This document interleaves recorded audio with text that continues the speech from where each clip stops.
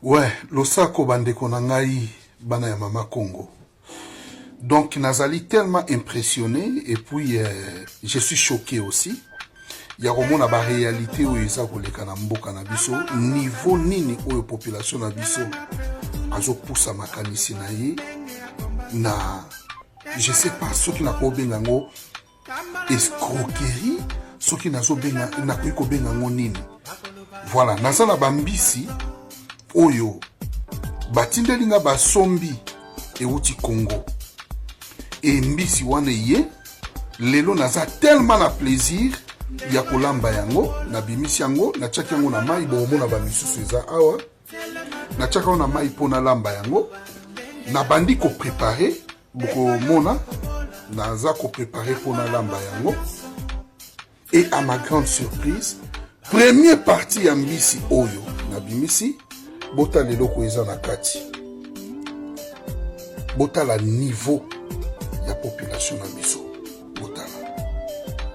botala bandeko nana eza rempli na nzete batie nzete ebima neti musuni na kati ya poso ya mbisi. Comment bokoki ko expliquer makambo? Qu'est-ce qui ne va pas na peuple na ngai? Nzete na kati ya poisson. Qu'est-ce qui ne va pas? Donc ba remplir yango tango yozo simbozo mona keza musuni. Or keza musuni te eza nzete. To bongola comportement na biso. Je ne sais pas kombo nini to pesa makambo. Eza soni pe mawa. Ah, Congolais bande on a tout changé ko. Nazwaka tana nga ko répondre batu tongo midi pourquoi parfois na sala ka ba insomnie. Na la raté pona ko pesa kaka info ndenge botuna kanga papa na Dubai sakandaka les a combien ya Muscat za combien eyepe na tekeli pe bino. Ebele bozwa information na ngande tozo solo na WhatsApp ya ngonde bokomi kwa ko lakisa ba arabe awa ko papeli ke mtu atindi biso o papa na biso ateka ka Muscat ndatindi biso pa na biso, c'est-à-dire yo tuninga information na Kinshasa na pesio info na idée que koyanga na sala lo démarche poto na Dubai nzela moko nzoka nde ozwika ka mayele nanga okimi nango na Dubai na kangi bango soki ata plus de 10 ah OK ne kota Muscat dokuti bango kuna otuni o mais maman yo lobaki to na mois ya décembre ote papa azwaki moi fo moko bwende na bosa na iko signaler yo mais ozotambola pe kuna mundela zo psanga ke mais yo awa we na komba papa oyo OK bango babomba ka secrétaire bozotambola na komo nanga boyibi maele nanga yo papa Eric na pesio na ba tarification nyonso. Alors désormais on a pesa sous mutu tarification na téléphone et comme il passe oye na bureau nanga o pesi $50 na pesio info nyonso ata soko ko kima o mikimeli no me di moins na zui quand même pourcentage nanga ko pesa o information po information ze loko oyo ngana ka ko futela ngo ba bien na ko kene na ba millions wana nyonso na pesa ka même na ba adresse na pesi na kombo na pesi o mena na numéro menzo katango zo awa bo okimi na o mifuteli billet o sali makambo nyonso yo moko okomi pe ozotambola na kombo nanga nzamba limbisa bino yango bokutananga toujours na bescro na ba venturier tambo zokutana batu malamu bozo sala batu malamu mabe nzamba limbisa bino Congo tout changer ba drapeau combien de fois pourquoi tous agana moko toto kenango mukonzo so ko yamba loyo akofanda bo mfuba swena mwasini muna lamuki ka changer drapeau comme ya super on les a dit à tralala mais c'est quoi tout que nous c'est que zonga la mais non moi ça me fait du rire beaucoup de gens bon à l'époque parce que maman bobi tokotala mbongo na pesa ko solo boy lobi na changer mbongo couleur on a vu les choses que tu as na mbongo na biso pasi mbongo sambwe to sambwe na ngomoni Congo c'est ça Congo RDC ba surprise bulali bulamuki mbongo kwei oneno mbongo no toza na $1000 o mbongo kwei otike na 630 baso kombe depuis la famille aibu mbongo te ado yuwe wana maintenant na bougete na lali na ngoto na mbongo chité est-ce que c'est de ma faute aiba ko bomba mbongo te bana to pesa ye 1000 mais ko 630 nini o mbongo kwei mbongo na bulali bulamuki mape bungi to komela tina bikedi to na mikate sukale bungi ebungi kewa sime bungi abu vana na poto eloko se bunga ebungi kute kewa n'importe quoi la maison c'est mon combi de la trône on m'a dit bon là les choses de la maison il faut porter ton matériel tu sors portes ton matelas, tu sors. On va chasser de la maison. Au mariage en bain, c'est le problème. Quand le mariage est fini, on te chasse, tu portes ton matelas, tu pars.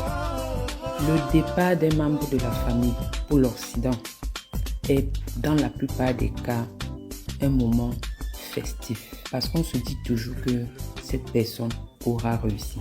Cette personne viendra changer positivement le cours des choses. Il est temps de se réveiller. Il est temps d'accepter la triste réalité. Voyager, aller à l'extérieur n'est pas synonyme de réussite. Vos enfants que vous avez envoyés en Europe, vos oncles qui sont partis, vos tantes et bien d'autres ne sont pas toujours dans de bonnes conditions. Plusieurs ont besoin même de vous et vous ne le savez pas. Regardons attentivement cette vidéo et je tiens à signaler que c'est un cas parmi des milliers. Regardons ensemble. Ah la famille, vraiment, voilà notre frère, il s'appelle Eric, c'est très difficile pour lui, c'est très difficile.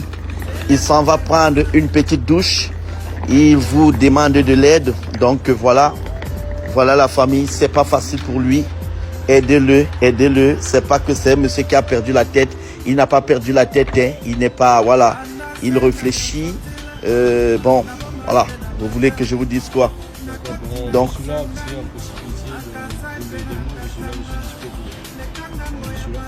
d'accord, voilà, donc il demande de l'aide, demande vraiment de l'aide, que aidez-le, tout ce qu'il porte là sur lui, il ne porte pas ça parce qu'il veut porter, vraiment, il a une croix qui pèse sur lui.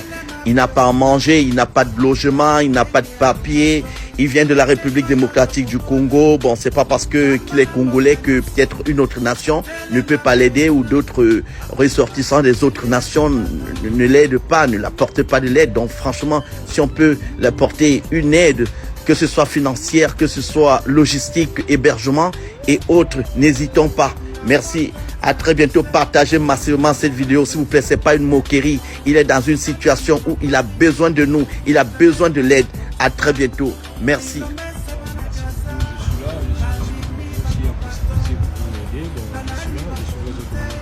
Ok. Merci. Là, je vous vois avec votre parapluie, serviette, plusieurs casquettes, des chaussures, la mallette. Allez, merci Frangin. Que Dieu te bénisse. Ça va aller, d'accord? Allez, merci. Est-ce que vous avez vu? Vous avez entendu, non? C'est un cas parmi tant d'autres. Vous qui croyez toujours que lorsqu'on voyage, on a réussi là. Non, c'est pas le cas. Ici, il y a tellement de combats à mener. La vie est compliquée ici. Je ne dis pas que c'est toujours l'échec dans tous les cas, mais il faut retenir que c'est difficile. Donc parfois, vous croyez que vos enfants sont dans de bonnes situations, et pourtant, ce n'est pas le cas. Voilà, notre frère est dans la rue. Donc, analysez bien la situation avant de vous en prendre à vos enfants, vos oncles, vos tantes et tout le reste. Sur ce... Mes chers amis, si vous croyez que c'est facile, ce n'est pas facile. Je viens de l'église comme ça, et maintenant là, je veux changer tous mes habits. Je suis là devant compagnie Nangisika Sala en Amazon et je vais maintenant me déguiser. Il y a forme et il y a Moutamoussala pour porter des chaussures dures. Oh, bisous, na musato benga kaba. Ba chaussures à ma bendi quoi. Auto benga kaba. Ba chef choose na biso wana. Ba chef choose. Et je vais prendre mes bagages pour partir au travail. Et maintenant je vais me changer. Malgré comment je me suis sexy comme ça là. Quand il y a un sexy chocolat. Mais je vais me changer, je vais me déguiser. Je vais me déguiser. Donc, on va suivre ça. Je vais me déguiser avec vous ensemble. Je vais enlever tous mes perruques, mes bonnets et je vais me déguiser en forme de travail. Donc, je commence par ça. Je vais enlever le montre parce que je ne peux pas passer avec ça. Je vais déjà enlever le perruque et je vais porter ça pour le travail aujourd'hui. Et je vais porter les cyclistes aussi. Pour le travail, donc je porte un cycliste avec mon t-shirt Adidas, avec mes chaussettes, avec mes Zappos shoes. Ok, on est là. Je commence par ça. Donc je vais enlever jupe que j'avais portée avec mon cycliste. Et maintenant, alors dimanche, je vais vendre, tonga, parce qu'il faut que je travaille. Je gagne de la. Regarde, dernier changé, dernier changé. La robe le roi n'a aucun bête à balle. Baza poste na photo la tayango ba ketcha mabende. Bana kili mutako sabino te ayela mino sapato o na elio sapato la ya simba ngo krabo lo ba vinya lo ba ke ya mabende na kati. So beti mtu sabo bakangio. So beti ka mtu sabo bakangio na ebisa.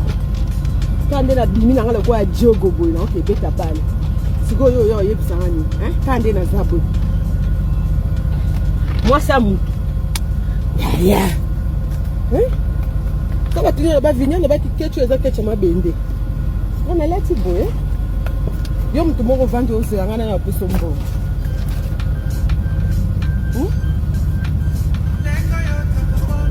Niko na ona basi suku. Safety et lamba.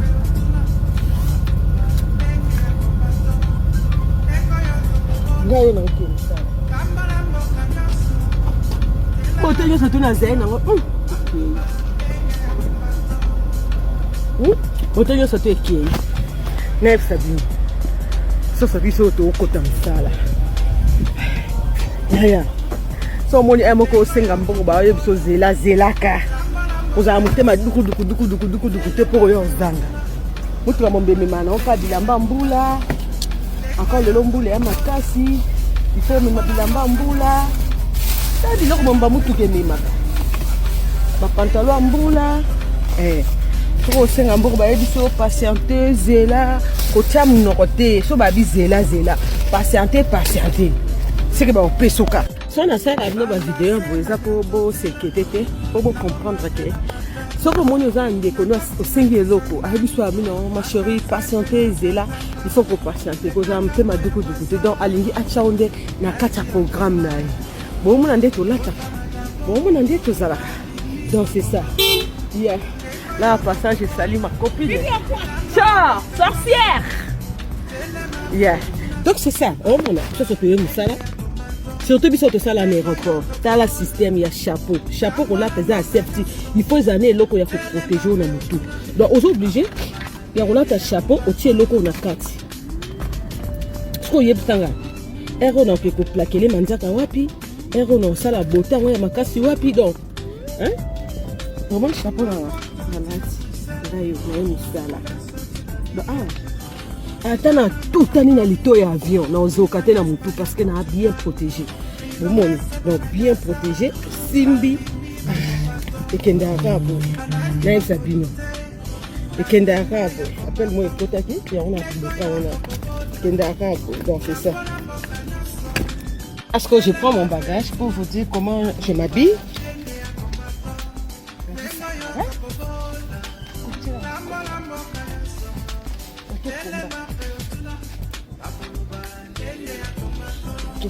Nous saluons notre héros national. Dès qu'on a fait combat, on a fait combat héros, combat cage. On a fait désert. Nous avons fait moment de la bébé. Là qui bébé nous sorti yango ici. Mais il faut soit compagnie nanga. Je suis là avec mon sac au dos. Non, si c'est non comme la piscine si c'est pour l'activité. Si c'est non pour la piscine devant Amazon, devant ma compagnie. Compagnie Amazon. Ok. Quel côté donc c'est un bon badi no zela changara la prière. Hein, les problèmes c'est la changara la prière nzamba sunganga na zwa. Pour na peso. Hein?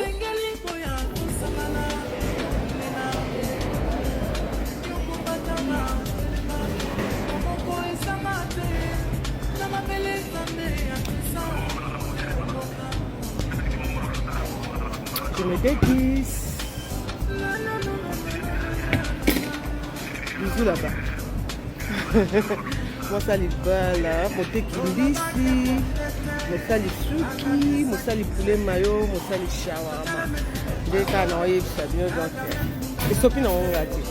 elekisaka makasi ndeni naza même si atazo kamwa alakisa biso masumu moto tika esima biso tobotole masumu oyebaka te tutapesa biso masumu tosala tikala nsima toyamba masumu tokima nango mbangu koleka ye moko lokwa ribi tokima na bala masumu lokwa ribi ye moka kamaka boya